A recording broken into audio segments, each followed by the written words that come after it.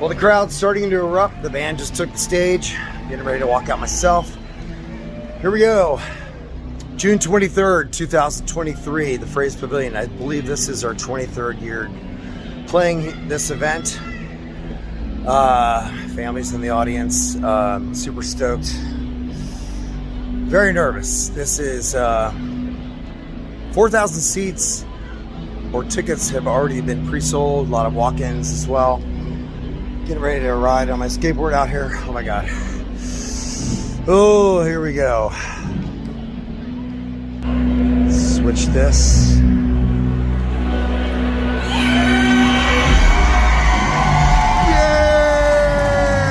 Yeah! What's up?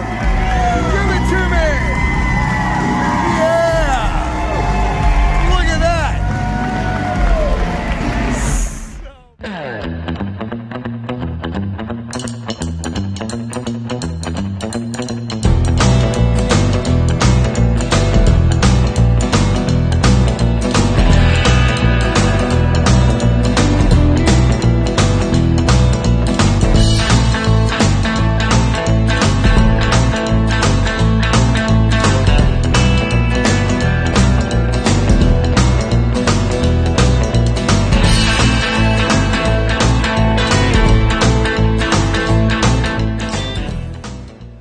Hey guys, this is Sean McGarry.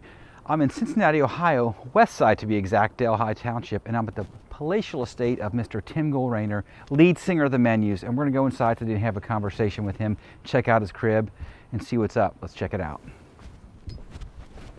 Oh, where's the doorbell? Hope he doesn't stand me up. Hey there. Yeah, hey there. We got Christmas carolers. Hey. Come on in. How you doing, man? How are Good to see you, you man? too. What's happening? Thanks for having me. Yeah.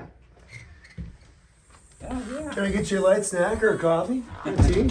Yes, sir. I'll take it all. Right on. Come on in, man. Tim, my man, Hi, Sean. how are you? Perfect. Good to see you, brother. Good to see you too. Love this place. I've been here before, but it's like a new treat every time I come in. There's something new to see. It's a circus. It's a circus. For sure. Very Yes. fitting, and I think we'll have to do a little tour later of all the intricacies of this space. I would love to show you my little space down here. Yeah. It's good stuff. So how you been, brother? Been great. Yeah, Super you look great. busy. Yeah, right back on you. Yeah, well, hey, man. I see you looking at me kind of funny there. Yeah, sure am. Tim, let's talk about the Menus. You are the lead singer, frontman of the Menus, one of the most famous and iconic bands from Cincinnati ever. Let's talk about that. Famous and iconic. Yeah. Wow. What year did the Menus form? 1983. The band needed a singer. There were two guys that were already starting something on the west side, and I ended up going over there and singing a few songs. I auditioned without a microphone or a PA, and I got the gig. Wow. So you have some loud pipes. Is that what you're saying? I guess I was screaming pretty good, but yeah. What songs do you remember what you auditioned with?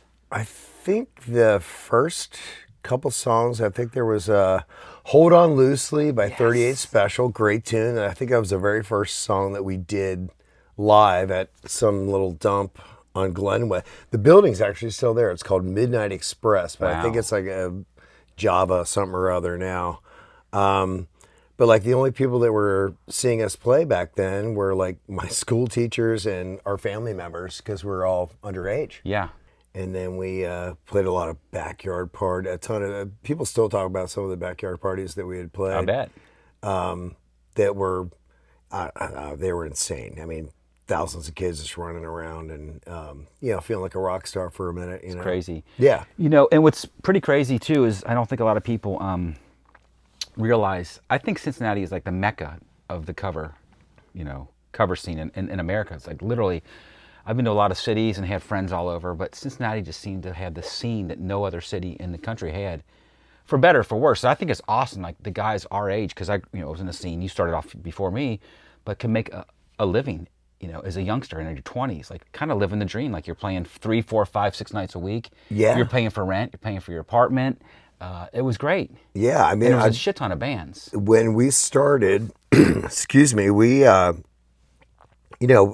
in the first couple years of playing in like Delhi at like Destiny One. I mean, we had a standing gig on Sunday and Mondays. I mean, that was they gave us a total off nights. It ended up being packed, and then we and then started moving But our that's way. how you get better, right? You hone Oh your yeah, skill. we started moving our way towards Clifton, and then we played every single club in Dude, Clifton. you guys, I mean, what was the place in Clifton? Hot Shots. Hot Shots, yeah. Yeah, I was too young to get in, but I remember it was like legendary, you guys playing there. The And I didn't know you then. I never saw you. Thursday nights. Yeah. Yeah, I mean, it turned out, we started playing Thursday nights and just built this little following. And then we got a lot of people from Northern Kentucky that were at NKU, a lot of kids from UC, and then a lot of kids that were underage that shouldn't have been there anyway. Wow.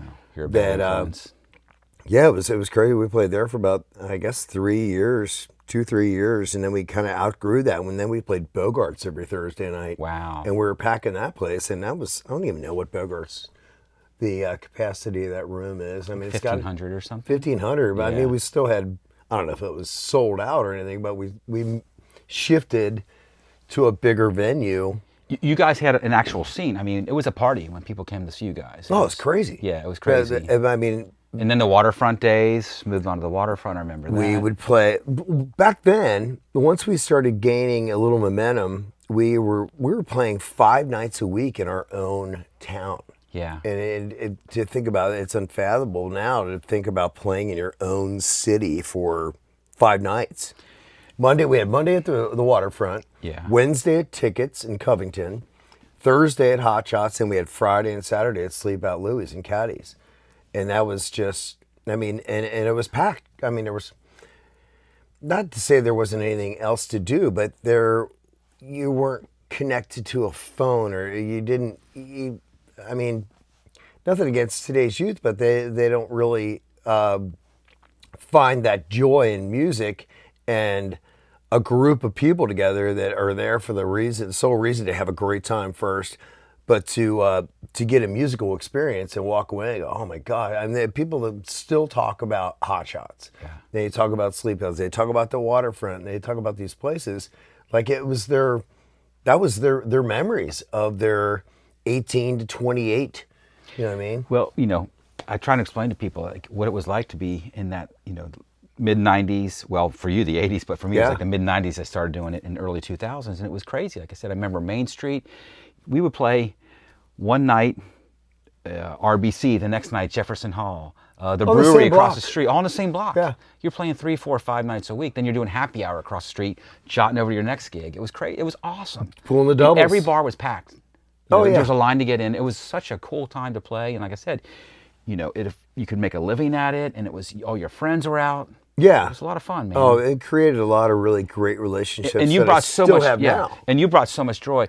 Another thing I want to talk about is you are, I'm not just saying this, like, you are Mr. Cincinnati. I mean, like everybody knows Tim Goldrainer. If you're from this town, you're an icon, you're a legend, you're beloved by everybody. And it's true, like you can't go anywhere, I so many stories about you. Like I could be talking about bands from somebody out of town. Remember the menus? It's like, yeah, Tim's a great friend of mine. Everybody's got a Tim story. Yeah, everybody's got a Tim story. That's nice to hear. I mean, And they're all good too, which is hard to believe. yeah, I mean, not hard to believe, but there's what I probably mean? a few crappy ones in there, but I mean, I guess what I've always tried to live my life and not have too many complexities to my persona as a stage person or in real life. I mean, no one's a stranger. I mean, I do have a lot of acquaintances. I have a handful of good friends like you that I can talk to on a daily, and talk about music, talk about life, talk about anything. But it's what I project a lot, I think, in a live performance is to bring people together, and it's almost therapeutic to drop your guard and forget about life, and forget about your worries, forget about your problems, forget about your job, just have a good time, and make eye contact with people and get them involved in a performance. That's my goal. My goal really is to make people wince and gut laugh at the same time, which looks like this. Well, you've You know? succeeded in that, my friend. And try to really just bring them into a show. Well, I hadn't seen you in a while, and we had played a show together, I don't know, 4 or 5 years ago at some church festival, and I hadn't seen you play, perform in a long time, in years. And it was like starting all over again. I'm watching you up on stage. You can't take your eyes off when you're performing. And for somebody that's never seen you, it's hard to describe. I mean, we'll put some videos up and stuff, but anybody's seen you, like, you're just mesmerized. You're entertaining, you're funny, you don't know what's going to happen, unpredictable. And dare I say, one of the best frontmen I've ever seen in my life of anything. Like, Thank you. Professionally, cover bands. I mean, seriously, like, you are an amazing frontman, and you're on every time I see you perform, man. You never have an off night. You can't. Whatever you're doing, you have to be on. I've been selling myself as a product since I was a kid. I mean, it's not to gain friends or to gain trust. It was instilled in me as a child to be kind to people, not make them want to like me, just be likable. Well, that's the thing too. What you see is what you get with you. Yeah, You're the same on and off the stage. There's no buffer, really. No. I mean, I'm actually a very reserved person off stage. I'm pretty laid back. I do my stretching every morning when I get up to be able to and continue to do the physicality of what I do on stage is pretty. Oh yeah. At 60 years old and still having the high energy performances that I'm able to do, but there's a lot of behind the scenes work that you do. I mean, my son came up to me, and this is going back a couple years. We were playing at the Phrase Pavilion, and we've been blessed enough to sell this venue out. I think that this past summer was our 24th or 25th year in a row selling out a 5,000 seat venue. And my Remarkable. It's amazing in that area. And I hate the word fan. I hate saying our fans. I can't stand that word. They're our friends because they support something that Absolutely. we are trying to do to give them an experience they can walk away with, talk about the next day or following days to other people to generate possibly another time to come see us play. Well, my son came up to me and said, "Dad, these people out here have no idea." And I'm like, what are you talking about? And he said, they have no idea how hard you work to make it look easy. And it was pretty cool. For him to say that at the age he was, and he was probably 15, 16. It was almost like a tear-jerking moment. But you can't describe what the back part of your job is when you're doing it live. Well, you can't. How do you explain to somebody? It's a lot of, and like you do, you're constantly playing. You're constantly trying to better yourself. Whether I'm writing music, whether I'm learning a new song, or stretching out, or coming up with a new concept or a new idea to make people feel engaged. How many balloons do you think you've kicked in your life? Can you even guess that? I try to do the math on that in the last year or so, and with having like almost 5,000 shows that we've done, I would estimate probably about 160,000 stuffed by myself and kicked. What? So it serious? started out, the balloons are about, they were 168,000? Yeah, easy, Wow. easy. And the balloons are smaller.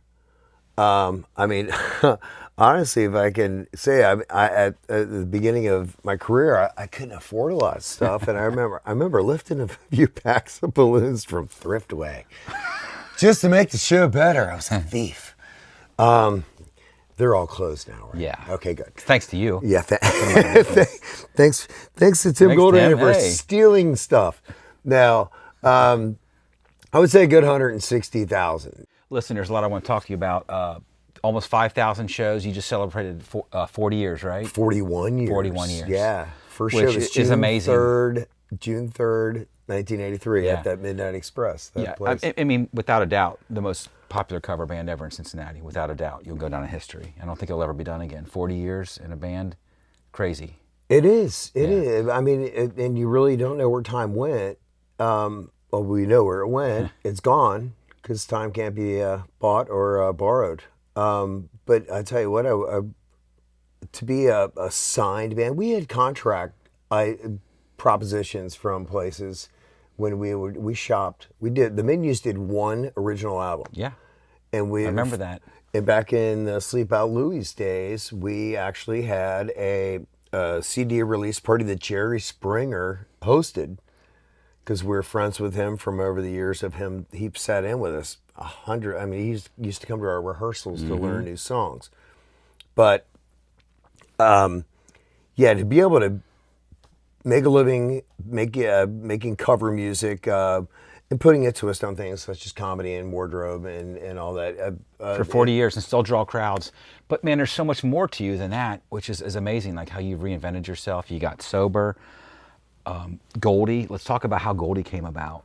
Actually, the sobriety was a big part of the Goldie show. Okay. And why did you get sober? Do you mind me asking? Well, the wheels were not flat. They were falling off. Yeah. And I had to do something. I mean, every alcoholic has their bottom, which in rock bottom, my rock bottom was at Rock Bottom Brewery.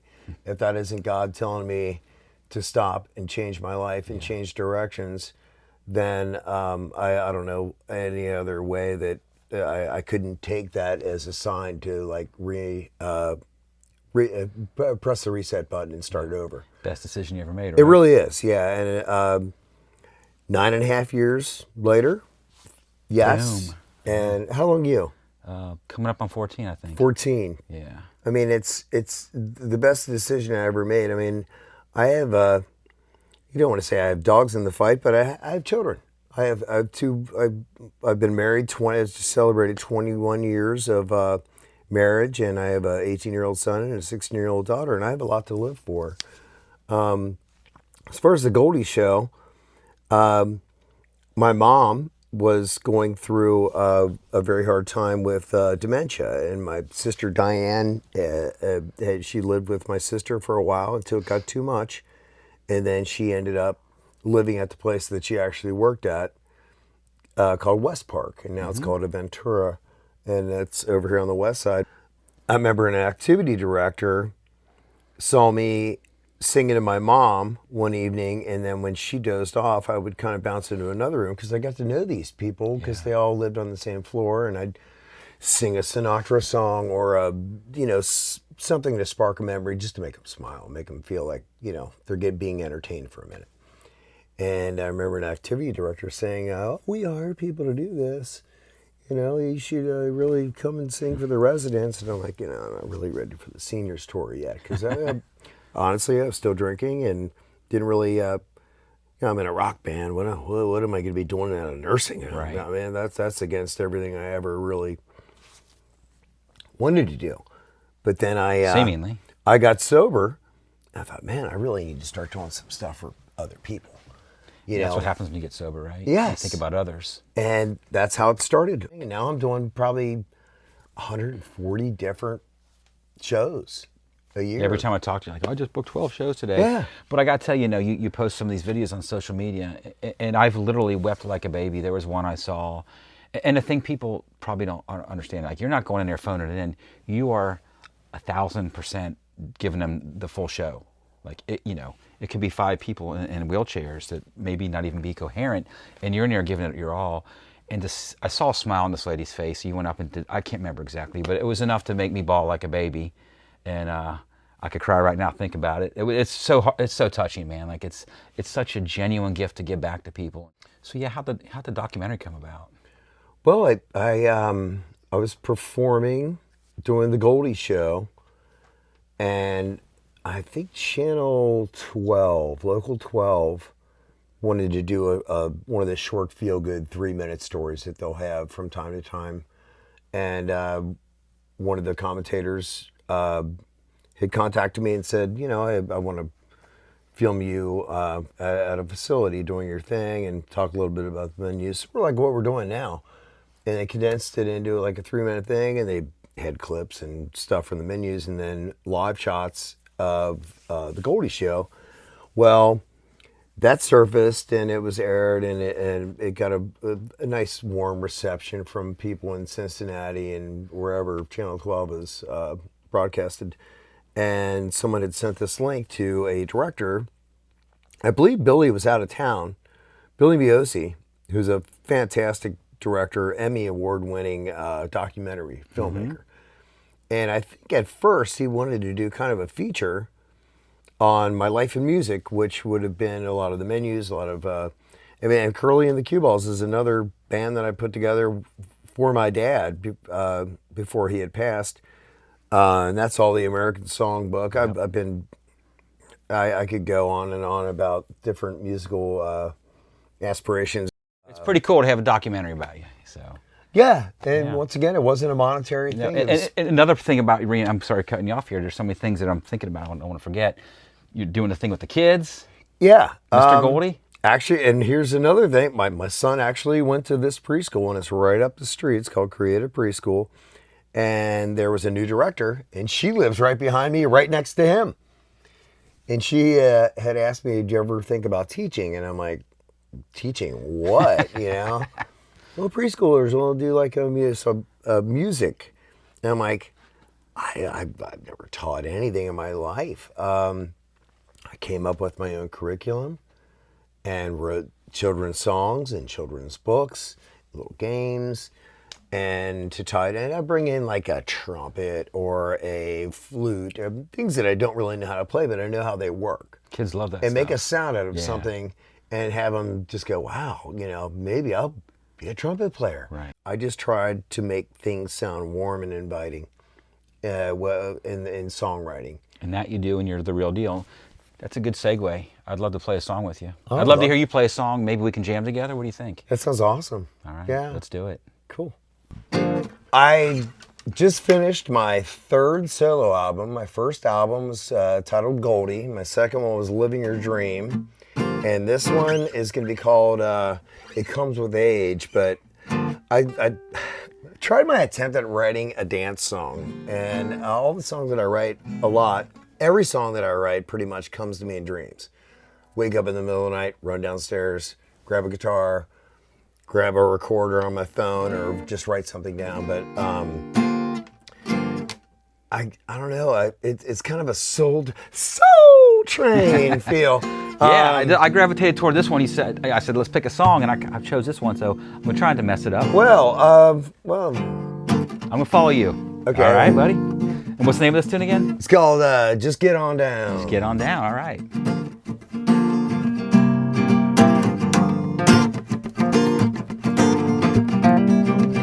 Be the first to get it started. You're the one gonna rock this party. Shag your friends and get it grooving. You're the one gonna get it all moving. Let's get on down. Just get on down. On dance floor, get it shaking. We're about to change you taking. Come and dance like no one's watching. Shake your ass, nobody be stopping. And you can make it all happen. And you gonna keep them all clapping. You just dance and sing, flashing all your bling. Let celebration begin. And get on down. Oh, get on down. Yeah. Yeah, dude. That's pretty strong. Funky. Yeah. God, it's weird playing with someone else who's so much better than me. Well, where's that person? Yeah, right there. So one of the cool things about being your friend is you'll send me all these ideas. Hey, man, got a second? Or you'll play me something over the phone, or you'll send me a track. I'll bug the crap out of you with that. But dude, I love it. So I'm your sounding board. This one really stuck out to me when you played Glenmont Lane for me. I listened to this, I'm like, holy shit, that's my childhood. That's every kid's childhood. So I requested you play this one today because I really like this one. I think anybody in our generation will relate to this song.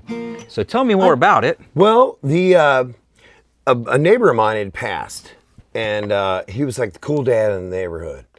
The guy that would put like your chain back on your bike or help you build a ramp. You know, maybe have your first beer with him, smoking a pack of L&Ms. He worked at the Enquirer, man, and he'd come home with a suit and tie on. Back when, a three-piece suit was necessary. As soon as he got home, skin off the suit, come down, had the jeans on, rolled up, white t-shirt, smokes in the side. Hell yeah. Slick back hair. His name was Buck Amond, and he was a badass dude. He had a great neighborhood, but he had passed away, and I'm like, man, all these memories started flooding about what a great neighborhood. I mean, you can't describe a neighborhood. A drunk painter, a lawyer, a doctor, a produce salesman, and an unsolved murder. I mean, still unsolved from 1963. It was on my paper route, by the way, which freaked me out when I had to put the paper on the door. But I wrote a song called Glenmont Lane because that was the street I grew up on, and it references a lot of my neighborhood, and it's called Glenmont Lane. I grew up in the cul-de-sac. All our neighbors had our backs. No worries were ever had. We all respected our moms and dads. I'd ride my skateboard to the pool. All summer long, that was the rule. At 12 years old, had my first kiss. I think back now and reminisce about Glenmont Lane. In the woods we'd build our camps. We'd steal some wood and make some ramps. On our bikes going to King Quick, we all thought we were Fonzie and looking slick. Hey, Wood Haven Swim Club was our playground. We'd pitch the wiffle ball from the mound. Small but mighty was our swim team. Mr. Softy had the best ice cream on Glenmont Lane. A produce salesman, a milkman, a painter, a plumber, a banker, an organ player. Some moms worked, they looked after us. They helped us get on the school bus on Glenmont Lane. My paper route was long and hard, trudging my bag from yard to yard, putting together those nickels and dimes. I bought my moped in '79. Glenmont Lane, we'd love to roam. The streetlights came on, it was time to go home. We'd watch our shows and then go to bed. The next day we'd do it all over again. The friends and families from long ago, relationships remain to grow. And when you hear that a neighbor had passed, you'd celebrate their life that they had on Glenmont Lane.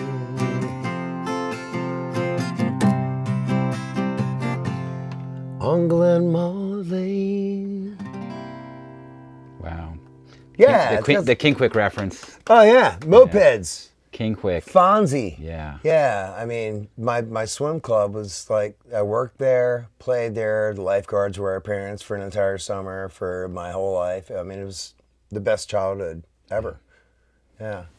Sir, I can't think of a better way to spend a Friday Sir. morning. Sir, and I use that term loosely. Yes. It's been a complete honor and privilege to spend the morning with you, and I hope this was a fun interview for you. I had a blast. I mean, hanging out with you is always a treat. I mean, just having the bond of music, sobriety, and having a true friend is it's indescribable. And I thank you, Sean.